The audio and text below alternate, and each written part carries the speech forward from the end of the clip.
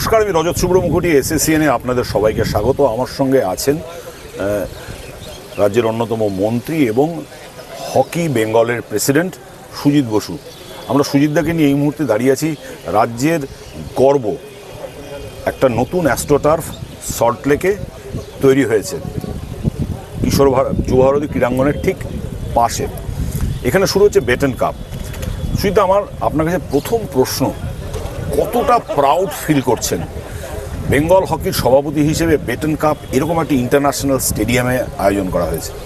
প্রথমেই বলি যে আমার 1 বছর হচ্ছে যে বেঙ্গলের সভাপতি আমি হয়েছি, কিন্তু তার মধ্যে একটা লিগ আমরা কমপ্লিট করেছি, যেটা ডুমুর জেলা স্টেডিয়ামে ইস্টবেঙ্গল আমার মোহনবাগান ম্যাচ দিয়ে সেটা ফাইনাল হয়েছে এবং খুব উত্তেজনা ছিল। তারপরে সেকেন্ড হচ্ছে বেটন এসছে এই 1 বছরের মধ্যে। বেটন আপনারা জানেন যে ভারতবর্ষের একটা প্রাচীনতম টুর্নামেন্ট এবং দেশের একটা পৃথিবীর একটা ওল্ডেস্ট টুর্নামেন্ট হচ্ছে বেটন কাপ। তা আমি মনে করি এই টুর্নামেন্ট যখন শুরু হচ্ছে এবং এটা গর্বের, তার কারণ একটা ইন্টারন্যাশনাল স্টেডিয়াম আমাদের বাংলার মাননীয় মুখ্যমন্ত্রী মমতা বন্দ্যোপাধ্যায় তিনি হকিকে উপহার দিয়েছেন, আর সেই জায়গায় এই ধরনের একটা ম্যাচ অনুষ্ঠিত হতে চলেছে, বেটন কাপ অনুষ্ঠিত হতে চলেছে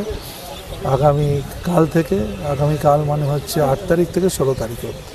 এখানে দেশের বিভিন্ন প্রান্তের যারা দেশের ইন্ডিয়া টিমের সমস্ত প্লেয়াররা বিভিন্ন তারা কর্পোরেটে যারা বিভিন্ন অফিসগুলো তারা যেখানে তারা প্রতিনিধিত্ব করবে, প্রায় এখানে সেই নামকরা যে টিমগুলো আছে তার মধ্যে এই সমস্ত খেলোয়াড়দের লোকে দেখতে পাবে।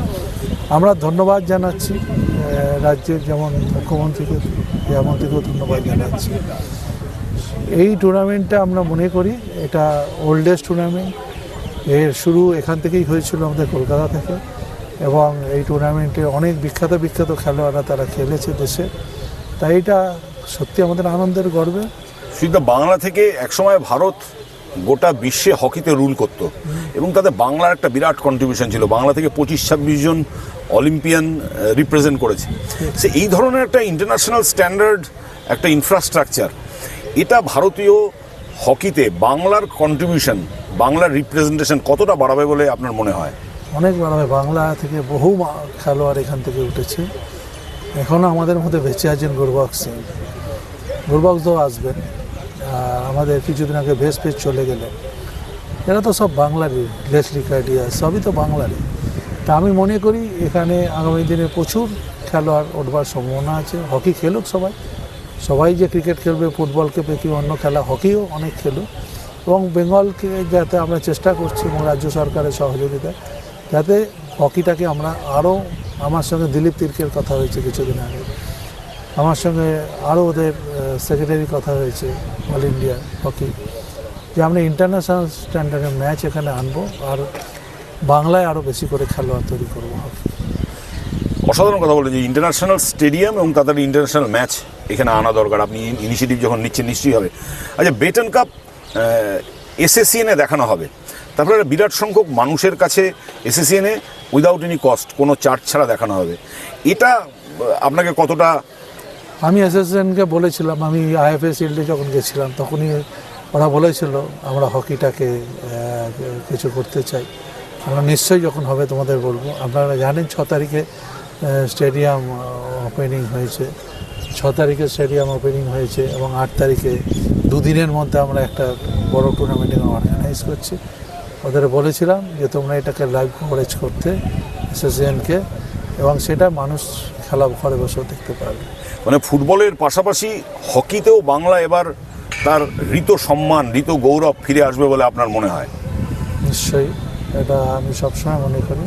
বাংলায় যেমন ফুটবলের মক্কা বলা হয়, তেমনি হকিতেও আমরা ছোটোবেলায় যখন ছিলাম বেটন কাপ খেলা মোহনবাগান মাঠে গুরবক্সদার খেলা দেখতাম, গুরবক্সদা খেলতো মোহনবাগানে জার্সি পরে, সেদিকে গুরবক্সদের সঙ্গে গল্প করতে করতে বলতাম কত পাগল আমরা ছিলাম। তা আমরা ভালো লাগে খেলা। তা আমি বলছি বেঙ্গল আবার হকিতে দেখবেন আবার একটা জায়গায় পৌঁছে যাবে। সুজিতদার সাথে আমরা কথা বললাম এবং আপনাদের একটু দেখিনি যে কি অসাধারণ স্টেডিয়াম। এই আমার ডান দিকে দেখতে পাচ্ছেন যে এখানে কংক্রিটের স্টেডিয়াম বানানো হয়েছে, বিবেকানন্দ যুবভারতী হকি স্টেডিয়াম, বাঁ দিকগুলো রাখা হয়েছে মাঠের গ্যালারি, যেভাবে অস্ট্রেলিয়া, নিউজিল্যান্ড এই সমস্ত জায়গায় যেরকম মাঠের গ্যালারি রাখা হয়, বলা হচ্ছে প্রায় 22,000 মানুষ এখানে বসে খেলা দেখতে পারবে। এবং বেটন কাপ একটা ঐতিহাসিক টুর্নামেন্ট, এবং এখানে ভারতের বিভিন্ন নামি দামি প্লেয়াররা তাদের পার্টিসিপেট করবেন। এবং 8 তারিখ থেকে 16 তারিখ পর্যন্ত 19টা ম্যাচ এখানে হবে, এবং এসএসসিএনে আমরা প্রতিটা ম্যাচ আপনাদের সামনে লাইভ তুলে ধরবো। হকিকে আবার তার স্বর্ণযুগ ফিরিয়ে আনতে হবে, এবং বাংলার কন্ট্রিবিউশন সেখানে আবার নতুন করে বাড়াতে হবে। তাই হকির সাথে আমরা, দেখতে থাকুন এসএসসিএন।